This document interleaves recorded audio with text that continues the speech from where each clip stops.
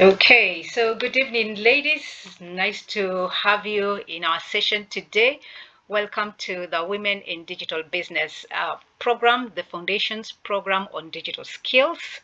And this is a fully funded program by the International Labour Organization, ILO, and in partnership with Microsoft. And I'm your lead trainer, Lilian Macharia.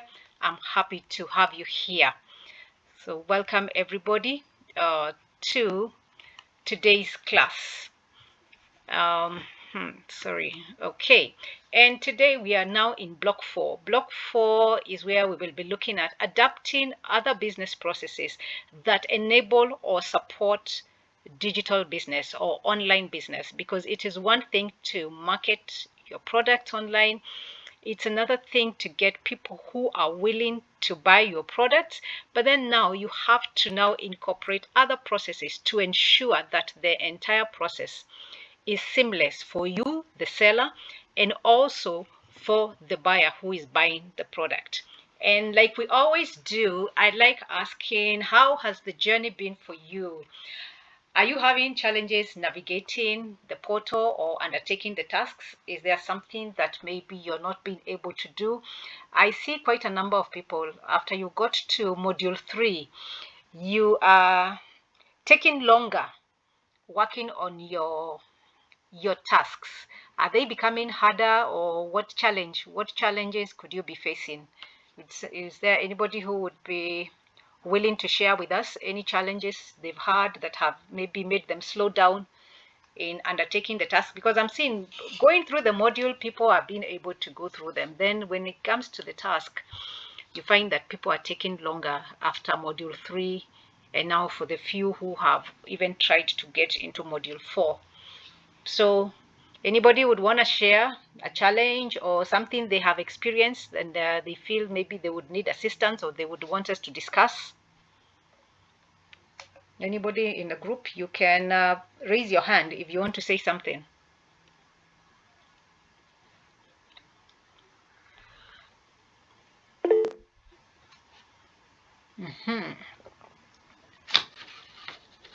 Did somebody raise up their hand? Okay, sure. Go ahead, Nancy.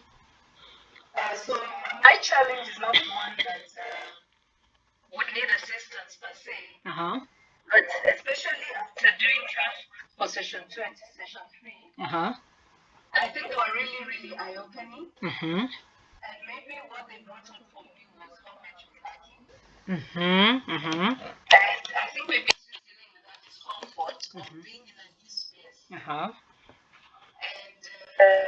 you know, when you're in a new space, there's uncertainty of the season and the doubt that is always there. So as you're tracking it, it requires which one day. Okay, So perfect. it's not a measure of your lack of success. It's just, I think for me, it's just to choose to look at it as an opportunity that you can walk to or journey to, not that you multiply my doubts. Okay, I love your attitude. You will not multiply your doubts. You'll just be cognizant of the things that you need, that are you are yet to put in place, but that doesn't mean it should dampen you. The fact that you are now aware of the things that you need to do to work on over time is a good place to start. And then, like I said, start small, take steps that are challenging but not extremely overwhelming, so that you do not give up along the way. So keep at it. And I said, these tasks, the way you answered them the first time, when you review again after say 3 months, you will realize that you have different answers for the different tasks. Maybe you might even realize you need to be in different social media from the ones that you chose the first time, or you might realize that you are selling better maybe on your website as opposed to selling on social media. All these are things you will only discover as you go along. So this one, I think different people have alluded to this as we were discussing prior, that the content is adding value to you, the content is opening your eyes, the content is giving you the push that you need to be able to continue. So how many here have started on module 4? How many have started on module 4? Anyone in of the people who are here? Yes, see Priscilla, you have raised your hand. You have started. Keep at it. Keep going. You know, the more you do them without taking too long a break, the more consistent and motivated you will be. So I would encourage those who have not yet gotten to module 4, those who are yet to start on module 3, don't beat yourself up too much, but take the action for you to be able to start seeing progress. And for those who remember, module 2 was about creating an online presence. If any of you, like Luna has said, she has posted more in LinkedIn than she normally would. If you post an article and you feel, okay, I can share it with the other ladies in the group, just share with us the link and tell us, you people, I have posted this, my business is about this, and this is an article that I have posted. Have a look at it, or have a look at the image, or have a look at the video that I have created, and then we can give you positive critique from a place of love to let you know maybe what you can improve on, what you should do differently, etc. Okay, so as a recap, block 1, we were asking why digitize, and we saw that digitization is the way the direction the world is moving. So regardless of where you are in the steps, whether you are just starting with digitizing some of your documents or you've started digitalizing some of your processes, it doesn't matter. The idea is keep your eye on the ball, keep your eye on applying more technology in your business to create efficiencies, to reduce costs, etc.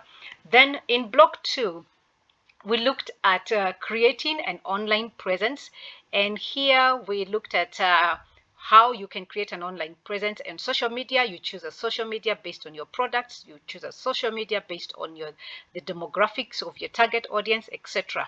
And then we also looked at also considering having a website, or if you don't want to have a website, at least in the near future, you can start with a landing page. And I'm happy that Nancy has started working on a landing page for her new business, because it gives your business an online presence. And the fact that digital online business, you're normally transacting with people, you don't have the luxury of meeting face to face.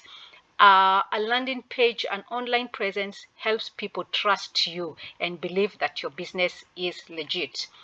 Then the other one was block 3, and here we were looking at selling online. This is what we looked at on Tuesday. We looked at selling on social media platforms, and I mentioned that the social media platforms were not built for selling per se. However, over the time, they have become very popular for selling. So you only need to know how to tweak the shortcomings of social media to still be able to market your products on social media and then sell them on social media.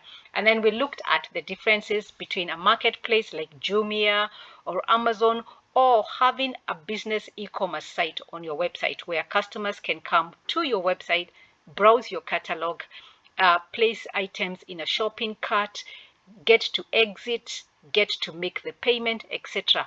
on your website. Now that is a business site. It is more complex. So to start off, you could start by selling your products in a marketplace first, as opposed to a business site. Then as you grow, then you're able to develop your website to a place where it can support online business. Then we looked at the sales funnel, and we looked at that you always need to be creating awareness about your products, what you do, the solutions you provide to your customers, etc. And the sales funnel we used is the AIDA, AIDA. And the first A is creating awareness. That is at the top of the funnel.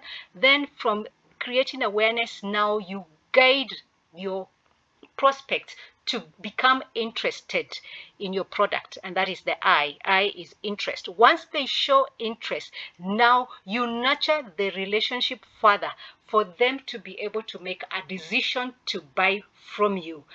That is the D. Then the last A is taking action. Once they have made a decision, you need to follow through to ensure, one, they make a payment against what they decided they want to buy, and then you as the seller follow through to ensure that the customer receives their products and services as you had promised them when you were marketing to them. So our agenda for today, we only have 2 agenda items, and that is receiving orders online and collecting payments, because now that you're doing business digitally in the online space, you will be doing business with people who are far away from you, and now you need to know, once they place the order, how do I facilitate that order all the way to the place where the customer is able to receive their goods. And then once we do this transaction, I've dispatched the goods, how do I collect payments?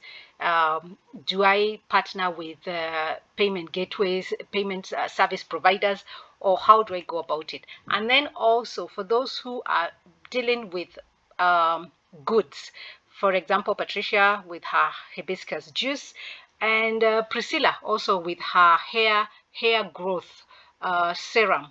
Now, those are goods that you will need to physically ship from where you've stocked them to where the customer wants them delivered to. So you'll need to look at shipping. How do you organize? What kind of relationships or partnerships do I form to ensure that I'm able to deliver the product? So let's look at the first one, and this is receiving orders and payments. Now, when you place an order, the first thing you need to do is you need to invest in a payment processing service provider. Payment processing service provider.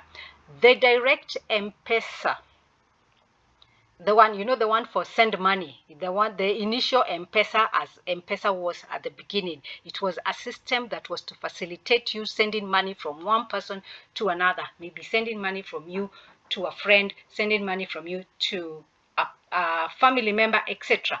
Now, that system can be used for online business. However, we all know that when with send money, it is very easy for me, who has sent you the money, to cancel that payment, that transaction. So if, say, I was buying a pair of shoes and the shoes were 3,000 shillings, then I make my payment through send money as Lillian, the customer, and then I'm buying the shoes. Let's say I am buying from Nancy.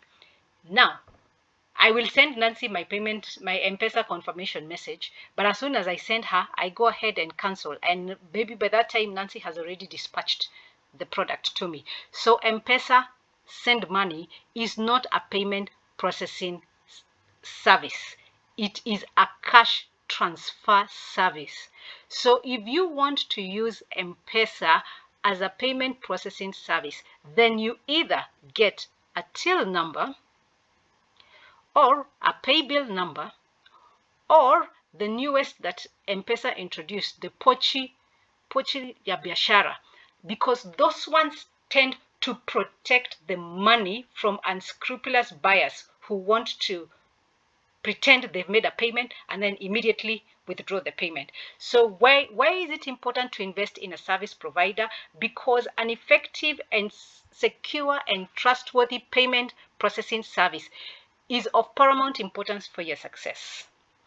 At the end of the day, when things go wrong, the system tends to side with the evidence that the buyer gives, as opposed to the evidence that the seller is giving. So to protect yourself from buyers who might be weird or funny or out to commit a fraud or to get things without paying, invest in a payment processing service provider.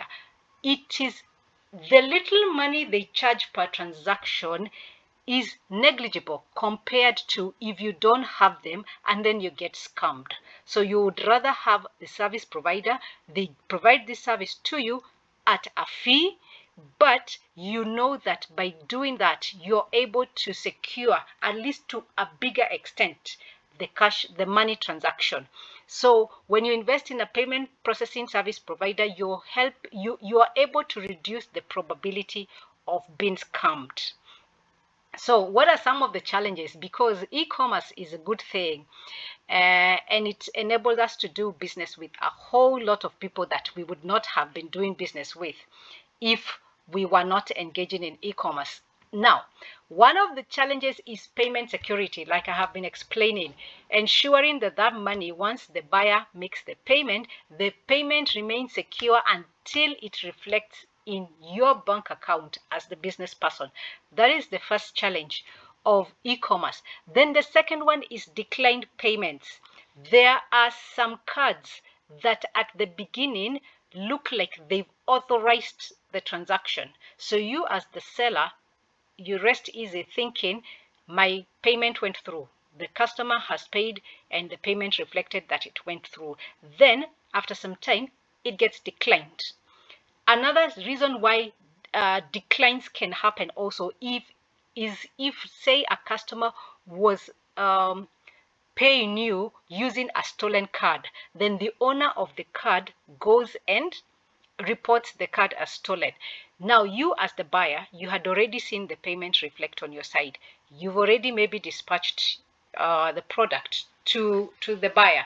Then it gets declined. So those are some of the things that you need to be wary of before. Some buyers say once you make a payment, they take time between the time you make the payment to the time they dispatch the product to you, so that they can be assured that the payment has gone through fully and it is not declining. Then another challenge of e-commerce, especially when you start doing business with customers who are outside of your country. Let's say you are doing business with people in Asia, you're doing business with people in Europe, the US, etc. You might encounter limited payment options. You try to have, let's say a customer is say in New Zealand and they have seen beautiful things that you're selling here in Kenya, and they want to buy because you are online and the internet is open to everybody. They want to buy from you. Then when they start trying to make a payment, they realize the payment options that are available in Kenya are not available in New Zealand. And therefore, because of that, you may not be able to conduct the business. Or if you have to look for other ways to process the payment, maybe through bank transfers, it takes longer, it might come at a higher cost, etc. So that's a challenge. And so as you're setting up your business, as you're getting into partnerships with payment service providers, find out how far, how wide is their reach, how much reciprocity does that payment provider have with other payment gateways in other regions around the world. Then another thing about e-commerce payments is that some of them, their processes are complex, and these processes are only made complex because they want to safeguard both the buyer and the seller from fraud. I'm sure you have ever had a friend of yours maybe who does business online and who complains that at one time PayPal declined to remit their pay. They did business online. The customer paid through PayPal. PayPal normally holds payments for sellers for a while before they dispatch them to you. Then after PayPal does their due diligence, they make a conclusion that the way you conducted your business was not straightforward, and because of that they withhold your payment, and they ask you to produce a lot of evidence to show that you're a legit person. Now at times when you produce that evidence, they are able to release the funds, but I know of people who have their funds stuck with PayPal and it's going on years and PayPal has not remitted that money. Why? Because something about how maybe you are marketing the product or how you described how you sourced for the product before you sold it, they made a conclusion that your business is not legit. Then another challenge of e-commerce, especially with international trade, is exchange rates. You know, we put our information on social media, we put our information on websites. So at times we don't update, especially foreign currency, very quickly, as often as the dynamism of the exchange rate. So maybe on your website, your product you had put it at a price of $100 for that product, but now the Kenya shilling has strengthened and now you ought to have put it at, say, $115. You didn't change it. The customer comes, the customer sees $100. The customer pays $100 worth from their country. By the time it gets to you here in Kenya, the money is way devalued because of exchange rates. Now, those are games that even big companies, like even the oil companies, it is a game you just have to learn how to balance so that you don't completely burn your fingers. But you can never be completely perfect in ensuring that every day, all the places where you have broadcasted your prices, you keep adjusting as the forex fluctuates. It is not possible. So the thing is, when you are quoting something in, let's say, US dollars, put some little margin to take care of any fluctuations that may be there, so that you don't end up selling your product at a complete loss. Then what happens after a sale is done on the digital space? The first one is the customer makes the buying decision, and they check that you as the seller check to confirm that the customer is legit, the customer is using legit money to pay you, etc. Now, once the customer buys your product, the money is sent to the service provider, payment service provider. Then the seller, you as the seller, you prepare to ship out the product using any of the logistics companies that you have partnered with. I have seen people who partner, they go get a partnership with post office, and so because of that, they are able to get their product at a discounted rate. Earlier today, I was speaking to Janet when she came to redeem her coaching session. She sells African curio, African attire, etc., and she has customers in the US. So she has partnered with DHL and gotten a business account that gives her preferential rates for sending products to the US. So even you, as you are going about your business, as your reach of customers is growing within the country, within the continent, and outside of Africa, you will be doing testing. You will be checking on which service provider, which logistics service provider services, say, West Africa, and it services it at a good rate. So you keep doing your research on the service providers to ensure that you are able to service the needs of your customers as and when they place orders. Then, once the shipment is done by the service provider, let's say you used DHL, the customer has received their product, or you used G4S if it is here internally and you're shipping within the country, then the sale is said to be complete because now the seller is able to collect money from the service provider, because now the seller will show the service provider, the payment service provider, customer X bought item Y. Item Y, I shipped it through logistics company A. So because of that, now the sale is complete, and therefore you can now claim your payment from the payment service provider.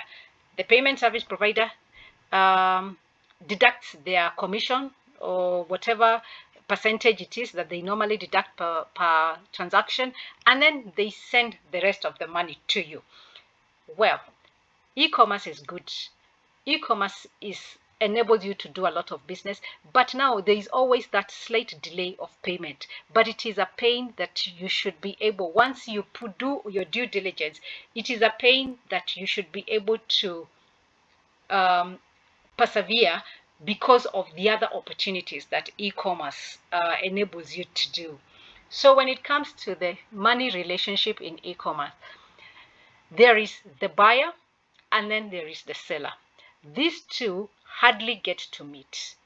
They interact online, they discuss if there is any negotiation of price, the buyer negotiates, the seller maybe yields some ground, etc. Now, the interface that brings them together is the payment service provider. For instance, for myself, for my online courses, I accept payments through a till number, and I also accept payments through WooCommerce. so that somebody who would want to buy the product and they're outside of Kenya, they can still be able to make the payment to WooCommerce. Then after I deliver the training program, then I'm able to receive the money from WooCommerce. Now, that payment service provider, always ensure that you understand their terms and conditions so that you do not burn your fingers, so that maybe they don't take too long to give you your money, and in the process now, especially if you're dealing with goods, you're not able to replenish inventory on time. So ensure that the payment service provider is the best option. Do your research, pick one that is the best option for you. If it is M-Pesa, choose M-Pesa and ensure that it works for you. If it is WooCommerce, if it is Stripe, etc., like the examples that we have here, choose one that works best for you in terms of where is your customer reach. Are they able to service those customers in those regions that you get them? Then once they get the money, how long do they take to pay you? Has there any one of you who has interacted with PayPal or Stripe or okay, M-Pesa? I'm sure all of us have interacted. Anybody who has done business with PayPal?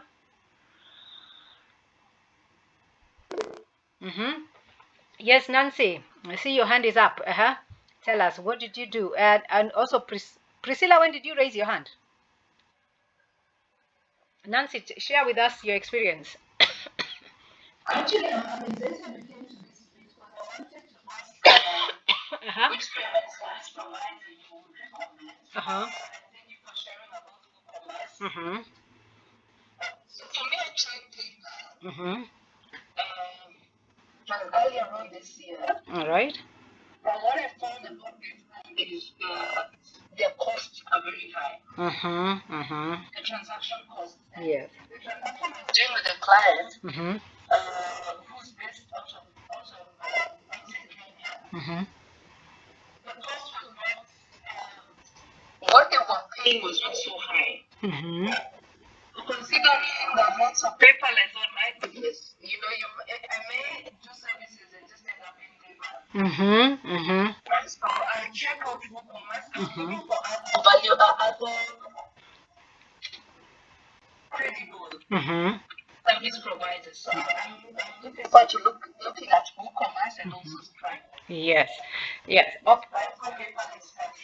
Yes, and unfortunately, PayPal is expensive and people are stuck with it the same way we are stuck with M-Pesa here in Kenya, because their reach globally is very wide. So at times, people end up with a PayPal account and another one, just so that one day you get a customer in a far-flung area, you will be sure that PayPal will be able to service the money transfer. But yes, as we were saying, PayPal is expensive, but because of their monopoly in terms of reach, global reach, the people still get stuck with them.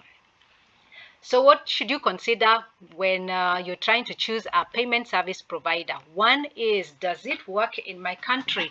Because if it doesn't work in your country, but it works in the country of your customers, the money, the transaction, the transfer of money is not going to take place. Customers will be able to pay into that service provider, but you will not be able to withdraw from it.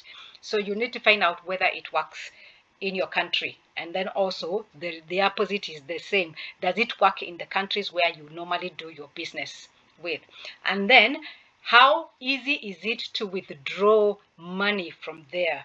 Like I mentioned, PayPal has very complex methods, and it is one of their ways of doing due diligence just to protect both the buyer and the seller.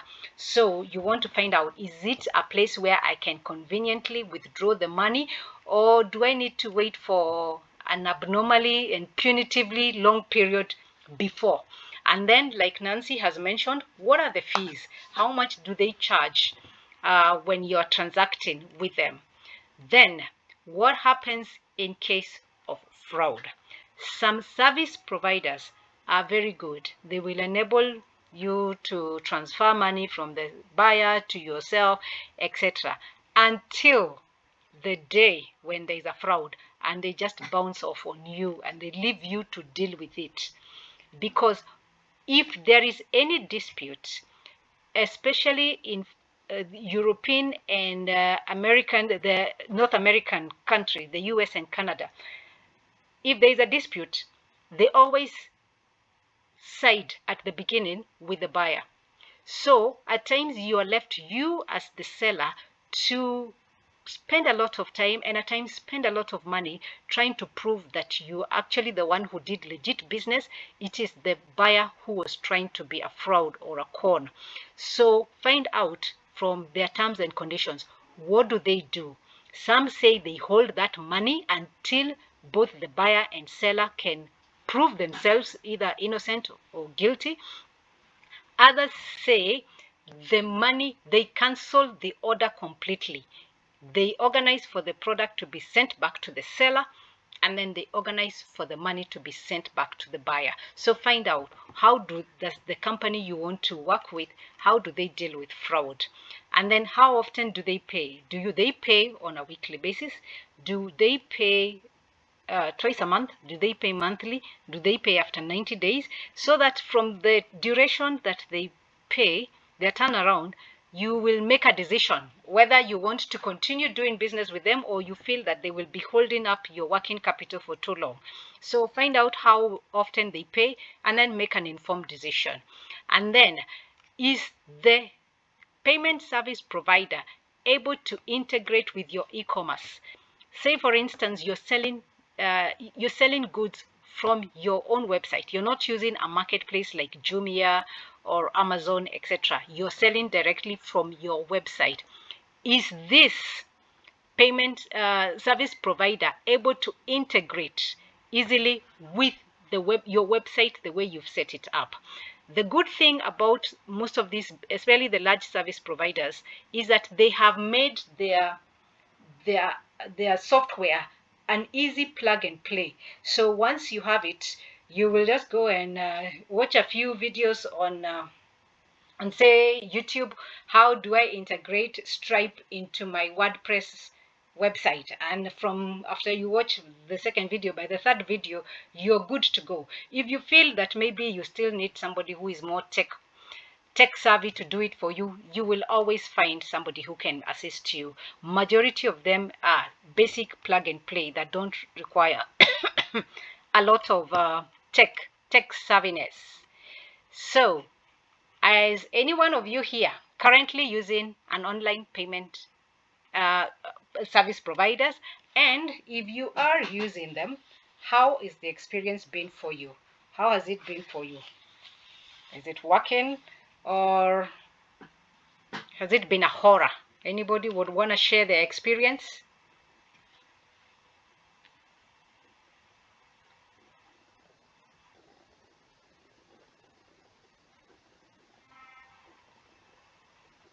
Anybody?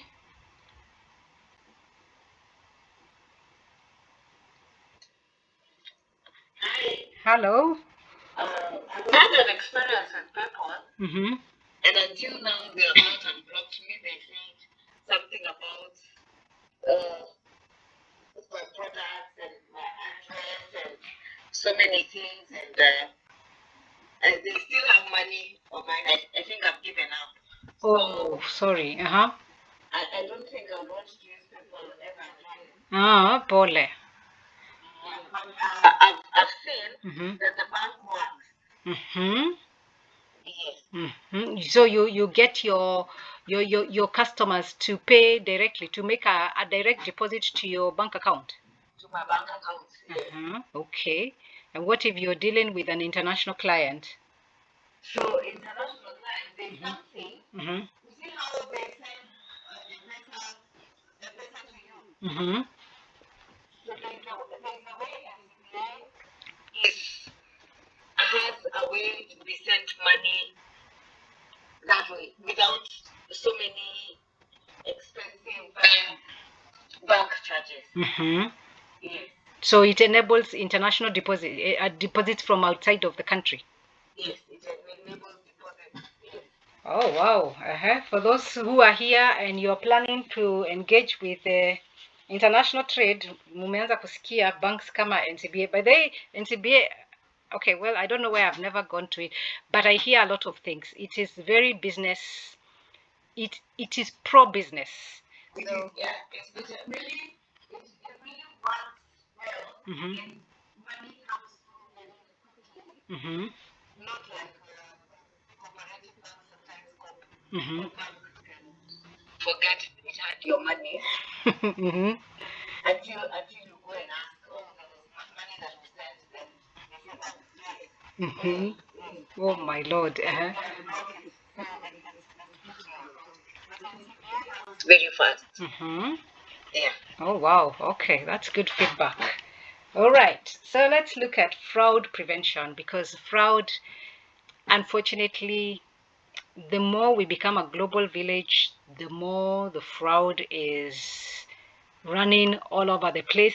So we always need to be, especially when you're dealing with businesses, with buyers who are outside of the country, we need to find ways to ensure that we are preventing as much as possible. Of course, you cannot bulletproof yourself completely from fraud, but at least you should ensure you have put in enough measures to minimize fraud happening to you.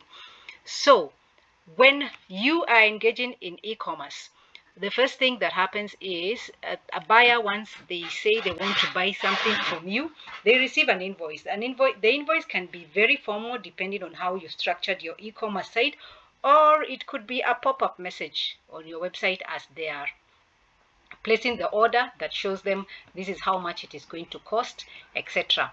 Then once the buyer receives the invoice, they organize to transfer money to a service provider. Let's say they transfer the money to PayPal or to Stripe or to M-Pesa, till number, Pochi, etc. Then once the service provider certifies that the seller has shipped the goods, then the service provider transfers the money to the seller. That is why PayPal is always been accused of staying long for long with people's money, yet they want to hold that money in their custody just in case the seller was the one who wanted to commit the fraud. So as soon as the buyer confirms that the things have been shipped, then the money is released to the seller. So now, when this is now our chart, let me hope I'll be able to explain it nicely. We start with this. What color is this? Is this fuchsia? This color that looks blue and green. Oh, let's call it light blue, whatever color. The purchaser side. So the purchaser at the very beginning places an order online, and in the payment gateway, the vendor is prompted to create an invoice. Once the vendor, the dark blue side, creates an invoice, it comes back to the purchaser, and the purchaser now is able to receive the invoice with the total amount of whatever it is they're buying. Then the purchaser pays the invoice. When the invoice is paid, that means they release their money for the products they want to buy. They are sent to an approval process to find out, one, is the source of money legit? Did this person get money from their own bank account? If they're using a credit card, is the credit card in their name? If they're using a debit card, is it in their name? If they're using M-Pesa, is the M-Pesa in their name? And all that. So it goes through a process of review. Then in the process, when reviewing, they will either approve it as no, not approved, or approved for continuation of the payment process. So when they review it for fraud and discover maybe you're using a stolen credit card, they reject the order completely. If on the other side they confirm that the source of money is legit, they approve it, and then it goes back now to the responsibility of the vendor. The vendor now is able to confirm that they have received the money, they process the payment, they fulfill the order. Fulfilling the order means they put together whatever it is you had ordered. You had ordered glasses, cups, spoons, jugs, etc. They put it together and then they ship the goods to you. When they ship the goods to you, you as the buyer or the purchaser, you receive the goods, and when it comes to online business, because we are all dealing with faceless persons, the seller is faceless, the purchaser is faceless. The only way to build credibility online is to always ask your satisfied customers to give feedback. Tell them to give a review. It could be as a Facebook post. Tell them, mention my name, mention my business name, and then mention the product you bought from me and whatever it is that the product has been able to do for you. These reviews are the ones that are able to help you attract more and more and more customers to you. So always ensure when you're doing online business, you are seeking feedback when the order has been completed. Then you, as the buyer, the payment service provider provides the one-step payment review process, where now they are able to try and verify whether the money is legit, etc. You, as a buyer, a seller, sorry, you can also add another layer of approval or appraisal of the transaction, just to be sure that the transaction is legit. Just in case there's something the payment service provider overlooked, then you, in your business, you're able to notice it. So it goes the same way at the beginning. The buyer places an order, vendor or seller sends an invoice, the buyer receives the invoice and makes the payment. Then it goes for the first review that is being done by the orange box. It's being done by the payment service provider. Then if they don't approve, the order is completely rejected. If they approve, it comes back to you as the buyer, and now you do a second process of reviewing whether the transaction is legit. If you need to seek for additional information, you ask the buyer to provide you with additional information. Then if after you receive the information, you confirm, you're able to conclude that it is a legit transaction, you process the payment, you fulfill the order, and then you ship the goods. Why is this important? Right now, maybe majority of us, we are doing business locally. Maybe we are also not even dealing with very high ticket items. So even if things get lost here and there, you're able to absorb the shock. But we want to grow. We want to grow our businesses to where we will be dealing with hundreds and hundreds of thousands and even millions in transactions. So when you start engaging with a consignment, let's say you are shipping goods to, say, Europe, you're shipping goods to Germany, and you are a manufacturer, or let me use Janet as an example, her business for the African couture. You're shipping clothes, you're shipping jewelry, you're shipping belts and shoes, etc. You have a whole consignment of that. You do not want to release goods worth lots of money if you've not verified how the payment is going to be, because there are a lot of fraudsters out there. I'm sure you read in newspapers, there was even an article yesterday of some Pakistani guy who's been conned by Kenyans. He had been told that they will be helping him source for scrap metal here in Kenya, and then he'll be shipping them to Pakistan, and he released money in the millions. And only for him to realize Wakenya ni wale wale. He had been conned. Now you're coming, remember, this is this is online trade. I could have been engaging with you and even using a proxy name.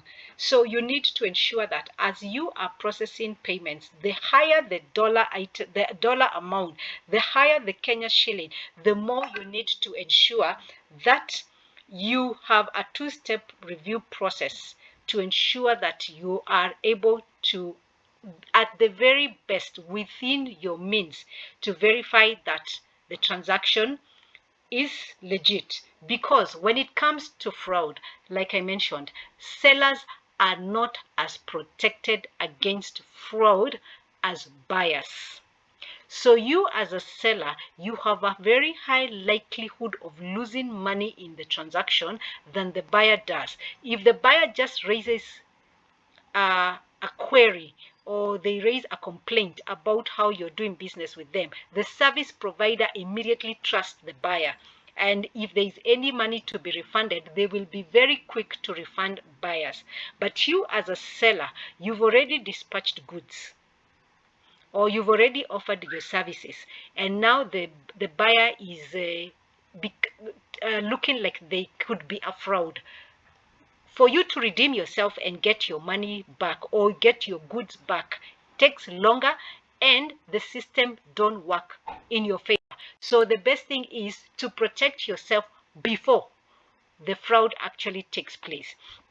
So setting up, once you grow and you start engaging in a lot of international trade and high ticket, high dollar price items or transactions, set up an internal fraud prevention system that is able to query the source of the money, that is able to find out that card that was used to make the payment. Who's the name of the card on the card? If it is a bank account from, say, Europe that was to remit money to Kenya, what was the name of that bank account? Was it in the name of the buyer, the customer you are transacting with, or was it in the name of their business? So in case you find that there's a discrepancy in the names of the person you're dealing with and the bank account, then you would rather lose a transaction than lose money. So what are the tips for fraud prevention? The first one is design proper terms and conditions. Design proper terms and conditions. Let the buyers know my goods will only be shipped out when I confirm with the payment service provider that you have made the payment and the payment service provider has approved it as being legit. Then, if possible, and if your business can be able to absorb this cost, set up a second tier of reviewing orders and reviewing payments so that you do not get conned by fraudsters. Then use common sense to evaluate suspicious orders. They always say your sixth sense is always correct, but most of the time we look at the money we are about to make that we ignore the sixth sense that is telling us this doesn't sound or look or feel right. So use common sense to evaluate suspicious orders, and do not hesitate to ask for additional evidence, additional backup information to be sure or to scrutinize the legitimacy of the buyer that is buying from you. Then always treat, even when you suspect somebody wants to pull a fraud on you or a smart move on you, continue treating them with respect until the point where you're able to categorically tell them, I have been doing my own investigation, and because of that, we will not be continuing with this order and we are going to cancel it. Treat them with respect, all through and through, because everybody is innocent until they are proven guilty. Then, if you confirm that something is a fraud, usipende pesa, don't love money to a point where now you start losing your own money. Cancel the order. If they had made a payment and you think it was from illegitimate sources, refund the money. Follow it up with an email explaining why you refunded the money, and call it a bad day in the office and move on to your next customer. Don't hold on to a customer who is having all the red flags and you keep praying that no, you're not the one who is about to get conned. If it smells like a con, chances are it is a con. Any questions so far?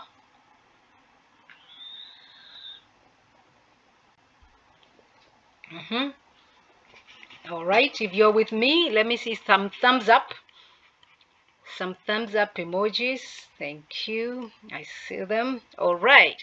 So let's look at shipping and delivering of goods. Now that you're doing online business, you're attracting customers who are miles and miles away from where your business is situated. How do you ship the goods?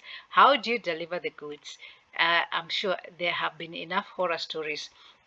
I don't know how many of you know Nyambura Munywa on Facebook, who sells those Dogidi products. At one point, she had a business partnership with the Kenya Postal Service. And let me just say, the post office is just what we all know it to be. It is a big mess. It has all the logistical infrastructure in place, but it can mess you up. Anybody saying something? Okay. Hey, so what happens after an order is placed? The first thing is, you as the seller, once a customer places an order, you need to mark the item as bought off your inventory so that you don't get two customers buying the same thing. Then all of a sudden you start having to explain to one, oh, I'm sorry, when you placed an order, we thought the item was there, and now we have discovered it had been bought. As soon as the order is bought, you need to mark it as a bought item in your inventory so that you don't end up selling it two times to two different customers. Then create an invoice.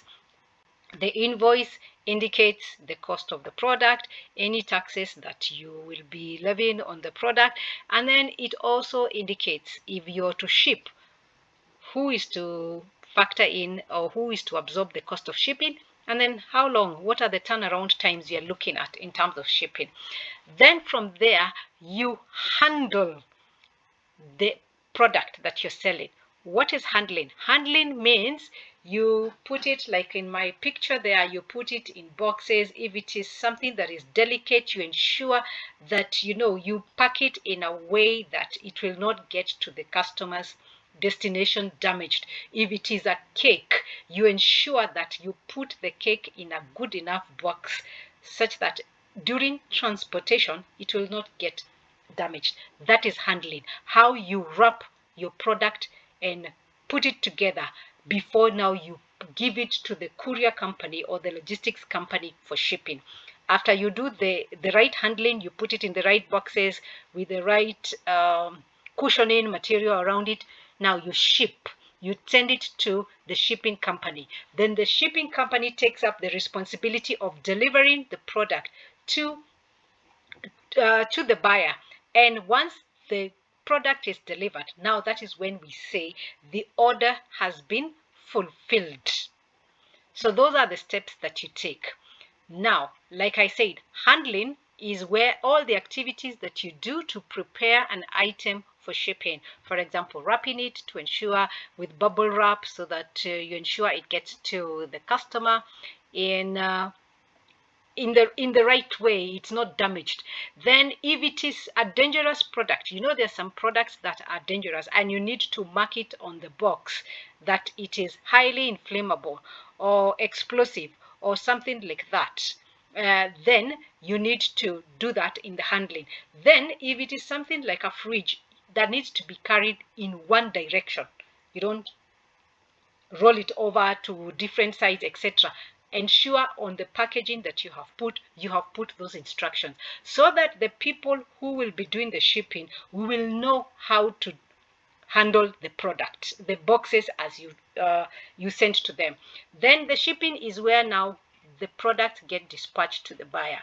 If you're a big business, you might end up with time, God blessing you.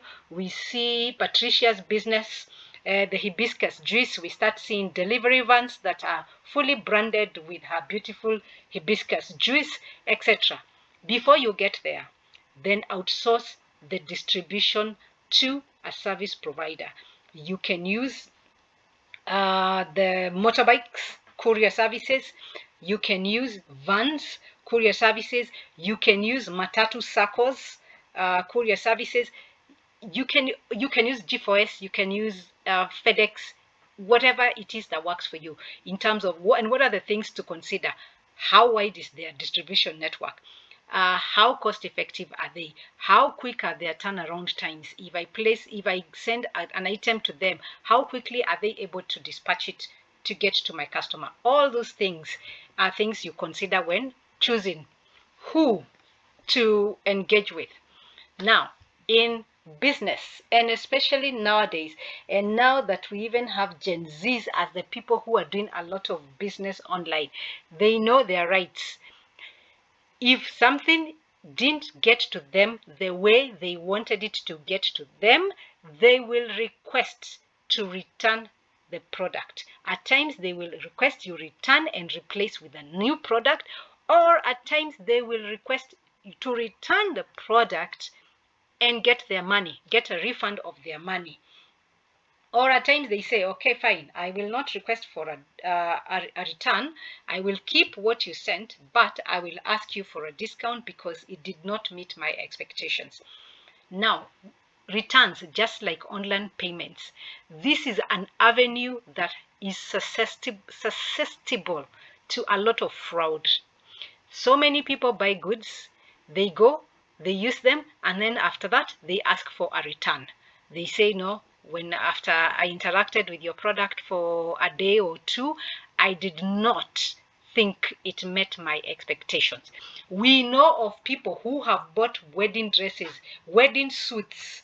They pick them the day before the wedding. They go to the wedding wearing the suit. Then comes Sunday or Monday morning, they say, by the way, this suit is not the right color. It doesn't hang nicely on my shoulders, and I want to return it. Can you imagine? It has already served the purpose it wanted, and now this person is asking for full return. So you as a seller, you need to protect yourself from too much fraud, because you can lose a lot of money through returns. Ensure that you have a policy that explains what is eligible for a return, how you handle shipping, how do you package and wrap your products before you send them out to the customer. Have your terms and conditions very well written out. I give an example. When I lived in Atlanta, I had a friend who used to like going for marathons, and he would go to the very high-end sports houses, get himself the best of the Nike sneakers, go with them, run the marathon during the weekend, and then on Monday or Tuesday, they return the sneakers and say, I tried walking in these things and I cannot walk with them, so I want a total refund of my money. These are sneakers that cost hundreds of dollars. And now they've already run the marathon and they've come back and they told the business, now me, I want a refund of my money because the shoes don't feel right on my feet. Have a policy that protects you from unscrupulous persons like those ones. You might never protect yourself fully, but at least ensure that by and large, most of the time, your policies protect you. Now, in Africa, we are not very big about return. We even negotiate and haggle with the buyer. No, instead of returning, let's do this. Let me give you a 15% discount, and I give you the 15% back, but keep the product. Now, in the more advanced economies, returns are taken very seriously, and a company or a business can be taken to court for refusing to refund a product that a customer has brought back as a return. So ensure in your return policy you indicate in what state are you receiving products for return. If you see a product has been clearly used and now the person wants to come and return them, indicate in your return policy, we only return or offer full refund for products that have not been used. For products that have clearly been used, there will be no refund, or we will give only a 50% refund or something like that. Protect yourself. Have the right terms and conditions. And the good thing is that nowadays online, we have websites that help you come up with policies. You just need to go and Google, how can I write a policy on returns or order cancellations. Then you will get different things. Then after you put them together, go and speak to a Kenyan lawyer, because some of these sites are international, so they are biased towards the laws of the country that they are based in. Have a Kenyan lawyer look at them. At least once if you've put the document together and all you're asking them is for their legal advice to ensure the document is legit, it will not be as expensive as if you had asked the lawyer to craft a document for you from scratch. So start there. It might look like it is an expense, but it will help your business in the long run. So what should you include in a shipping policy? The first thing is the handling cost. Who will bear the cost of shipping? When you're sending goods to a customer, have you marked up your price for the product so that you absorb the shipping cost? Or do you give the customer the cost of the product as is, and then you tell them for shipping, you add X amount? Make sure it is clearly stated in your shipping policy. Then, when it comes to engaging third parties to be doing the logistics for you, ensure that the policies of that company are aligned to the policies of your own business so that you will not get into a conflict. So choose a service provider that best suits your needs in terms of how much does it cost, pickup times, etc. And you can use shipping service providers like Post Office, DHL, 2NK, Supermetro, whatever works for you and your client base. Then understand shipping companies' restriction.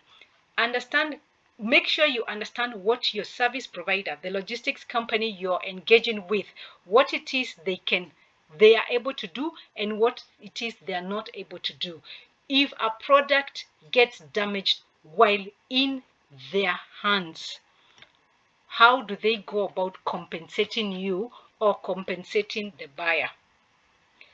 Also, some shipping companies do not do last mile shipping.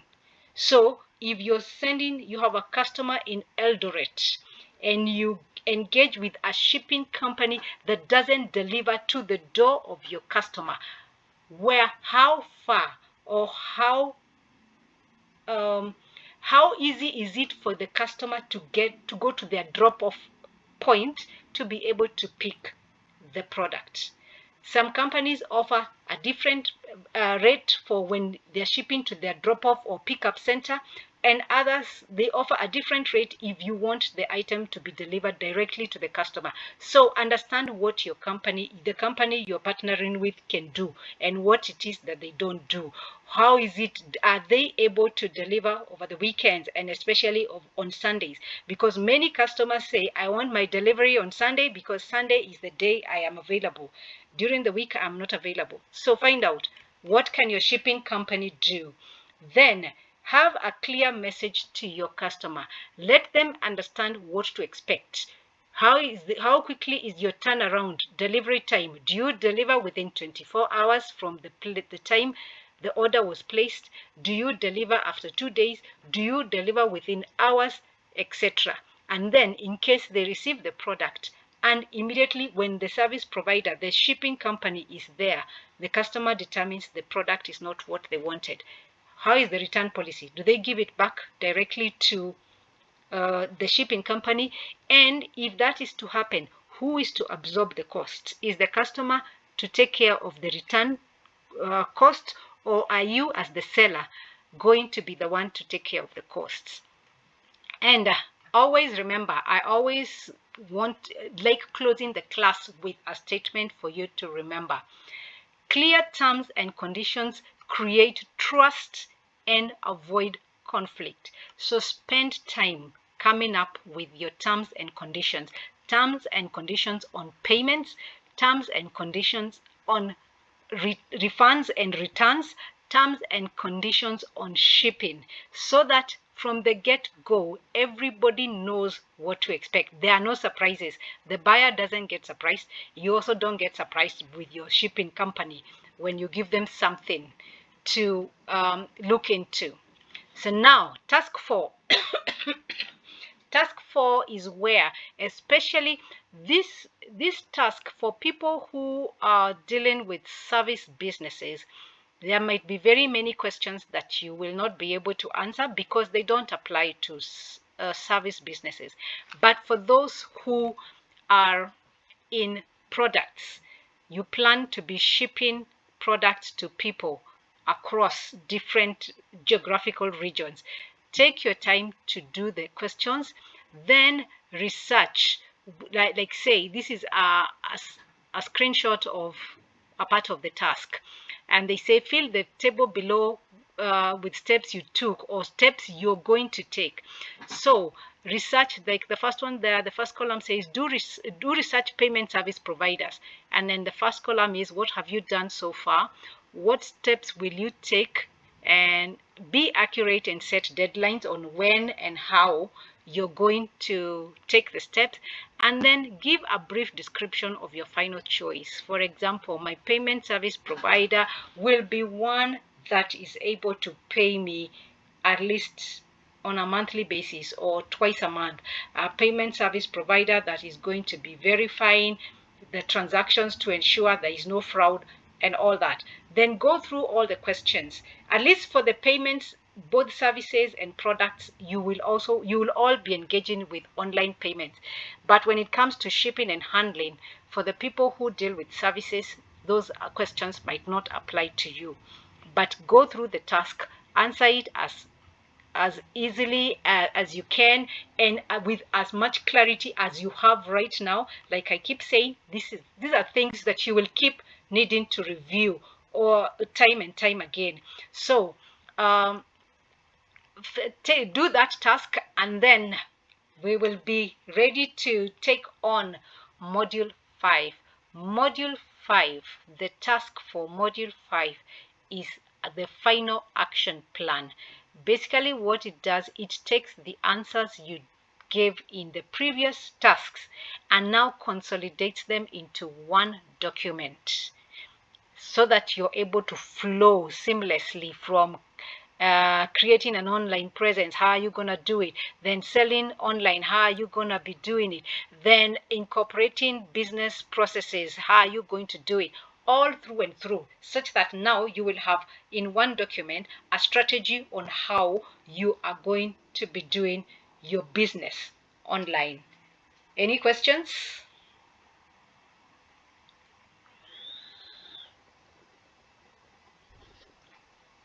Any questions? Anybody, if you have understood something, let me see a thumbs up.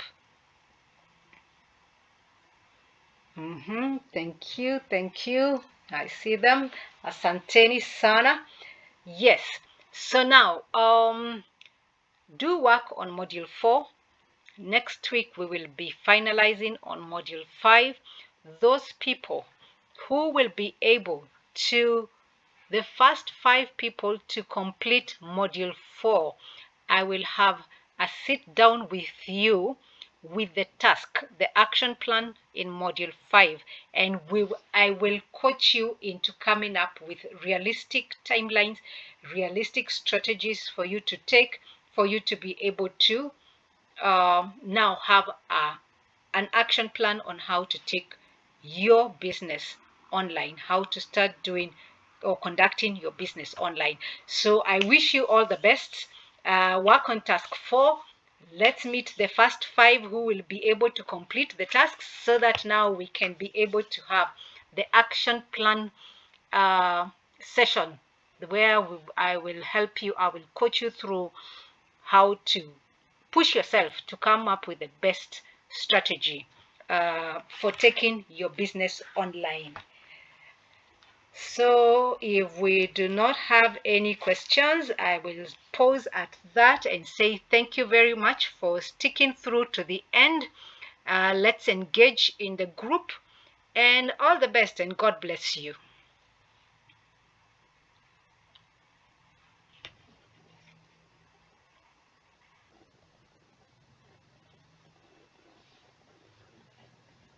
Thank you very much. May you be blessed. Let's engage in the group. Asanteni sana.